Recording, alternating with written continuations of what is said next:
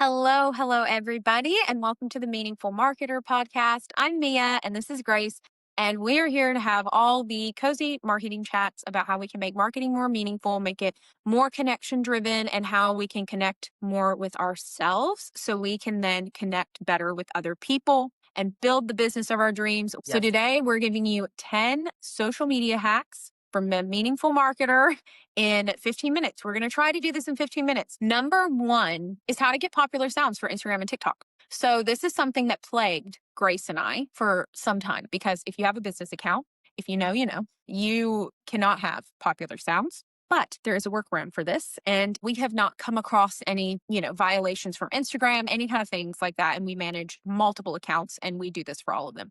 But if you are a business account, and you don't have the access to trending sounds, then just go to your edit profile section and change your category to entrepreneur. And you'll get the trending sounds. You'll get access to them, but you don't have to sacrifice your business account. Now on TikTok, it's not as easy of a workaround to my knowledge. If anyone out there knows any more hacks for TikTok on this, then let us know in the comments.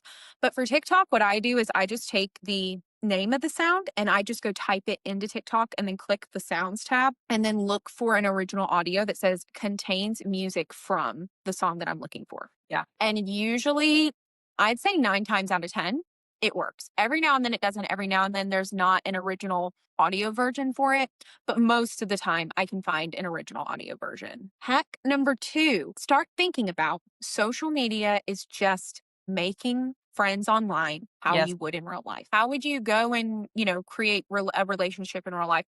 I think what we struggle with these days sometimes is we don't even know how to make relationships in real life. How do you make friends? I think sometimes we completely lose that aspect, which if that's the case, the next hack will be for you. But I think this is an important mindset shift. And when you think of it this way, this is how you can start making your marketing more connection driven. Like, this is the first mindset shift I think you need to make in order to do that. And I don't want to downgrade how important it is to make sales as a business. You can't be around as a business if you don't make sales. But I think too often that is what is at the forefront, and it just kills all the creativity and it kills all of the natural ways that you would connect with someone because you're putting that at the forefront rather than connection. But if you're someone who's struggling with how do I even connect? How do I even make friends? There is a book that I seriously think everyone should read in high school, and it is How to Win Friends and Influence People by Dale Carnegie. And I'm not going to say that it is the most riveting book, okay? It was written a long time ago, but the principles in it are so good. Like, the principles are timeless, and it really does sum up how you connect with people, how you become a good leader.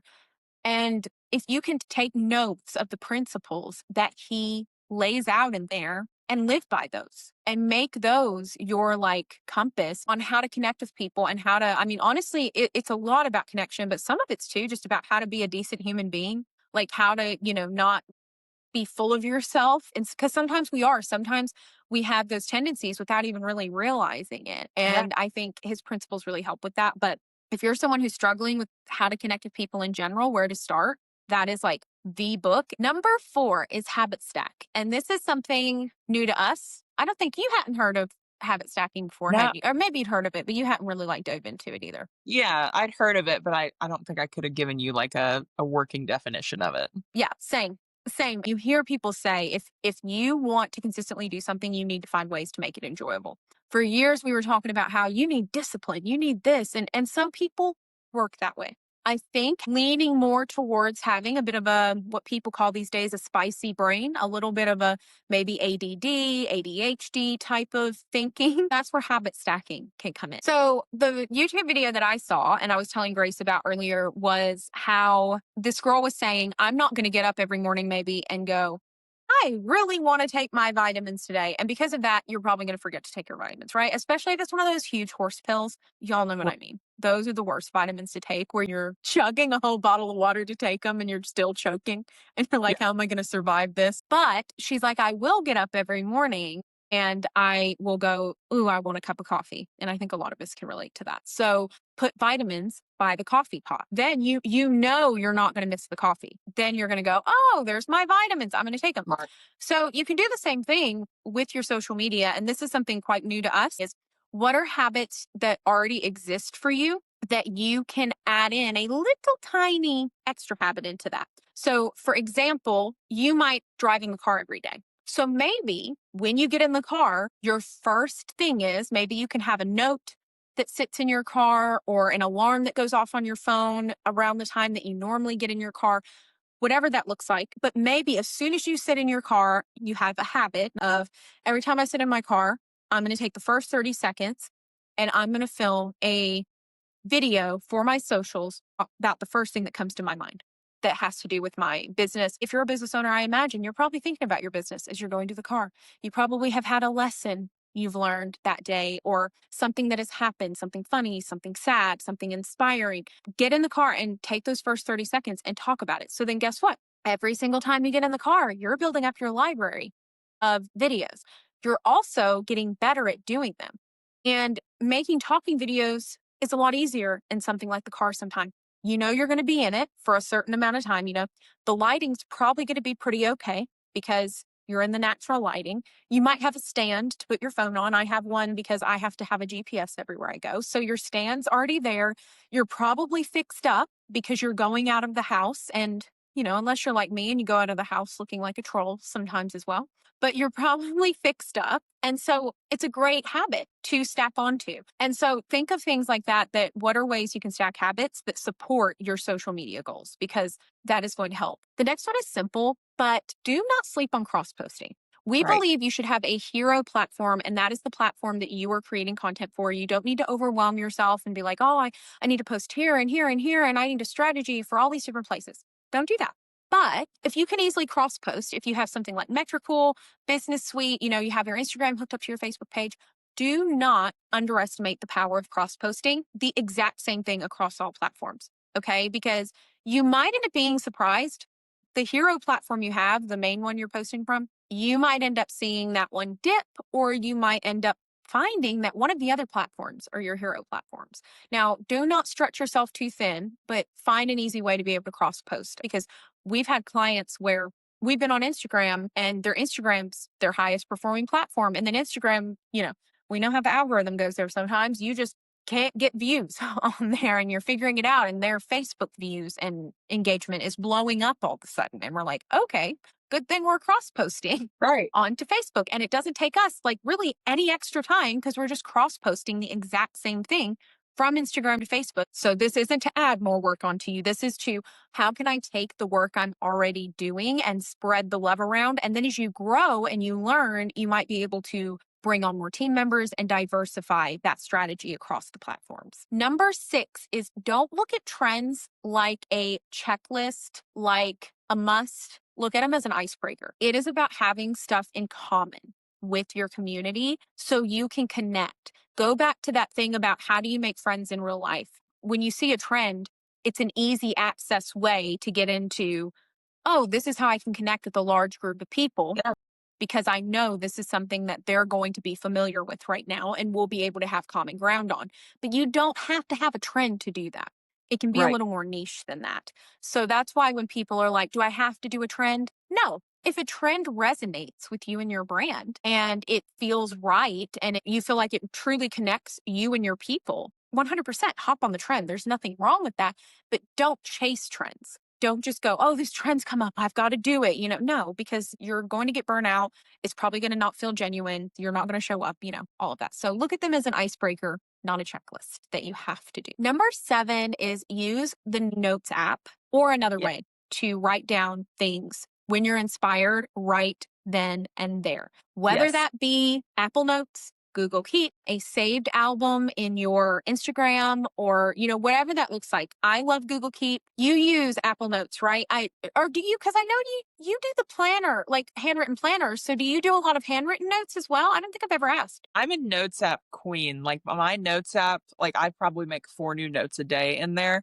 And I saw a meme the other day that was like, when I die, please, like nobody go through my notes app. Like I put anything and everything there. And so, yeah, I do like the physically writing things down aspect of my planner, but for quick notes, like you're saying, like on the go or something, like you think of something in the car or you're like, oh my gosh, I have to remember this. Or um, I save links in there. I do like bulleted lists. Like definitely it's the easiest for me to access on the go. I know you love Google Keep for the same thing. Yes, you're not going to remember it because that's the thing. And especially if you are a creative, if you are an artist, you are probably going to have little things throughout the day that inspire you.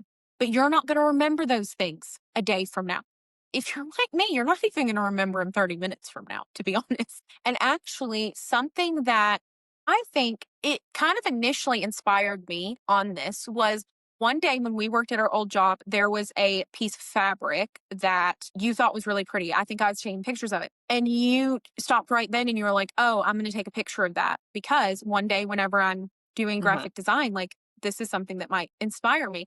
And I was like, oh my gosh, yeah. Like when I see something pretty that I think might inspire me, I should take a picture of that or I should jot Great that thought. down, because that is the thing. We think that we're going to remember. We're not. So as soon as you come to terms with that, and you set yourself up a system that you can record that stuff in, you're good to go because then you might come across it on accident. You might be able to go back and look at it, but at least it is saved for you. When it's time to be creative, you can go scroll through all the things that have inspired you and reignite that creativity instead of having to go look for things to inspire you. Because inspiration hits in different times and ways. So I think we have to systemize that how we can record that when it hits. So when we have time to be creative and implement it, we actually have it there with us. So this is a great way to do that, which goes into schedule time to be bored every day, every week, whatever that looks like. When you're in the shower, when you're in the car, just schedule a time. You don't have your phone, you don't have music on, you don't have a podcast on, you don't have people talking to you, just a time to be with your thoughts. So I call it just bored time because if you notice, when do you have the best ideas? It's when you're in the shower, when you're on the toilet for a long time, like when you're in the car for a long time. And all of a sudden, you feel like a creative genius and you're like, wow, all of these ideas, one, take time to write them down because you're not going to remember them. But like, there's a reason for that. And it's because you've taken the time to just allow yourself to be bored and sit with your thoughts. So schedule that time, whether that's daily, weekly, however that works for you. I think that is so important for creativity. It also ties into the next half, which is turn off the gurus. Turn them Yeah. off. Turn off all the people screaming at you to try all these different tips. If you feel that pressure and it is taking the creativity from you, it is draining you, it is uninspiring you, mute them, unfollow them. It is not hateful to them. If you are ever on our social media and you're feeling that on ours, turn us off, mute us, whatever. You need to follow people who are fueling you and inspiring you. And if you have a guru going, you need to do this or you're never going to grow on Instagram and, all of these things that might end up being draining you more and having you play the comparison game because comparison is Yes. the thief of joy. So if you are following anyone or doing anything that is triggering that comparison, I'm not saying that you don't need to learn to deal with that, but sometimes for a season, even just to get you to a place where you can heal and you can deal with it and you can show up again, cutting the things that make you fall into that comparison trap out are helpful. It's so helpful to reframe your mind to it's me against me. I don't need to listen to all this noise. I don't need to listen to all these gurus. A lot of the time, what is going to set you apart and what is going to make you special, your business special, you have everything you need. And yes, it is important to do market research, and that is a valuable tool we can have at our disposal these days. But when it gets to the point of comparison, we need to cut it when it's stealing our joy because what's going to end up happening is you are not going to continue to show up. Right. You cannot live in a place here that is constantly just with this toxic comparison and jealousy. You're not going to show up if you're living in a place that's constantly feeding that to you. And then the last hack, which probably the most important one in our opinion, is that so much of social media is more about your personal journey, your personal development, your mental health than it is the hacks, the algorithm, all of these things. Because if you are not in a good place mentally, you are not going to be able to show up in a way that can connect with people. I heard something once that really stuck with me from someone, and they said, when we heal, our communities heal.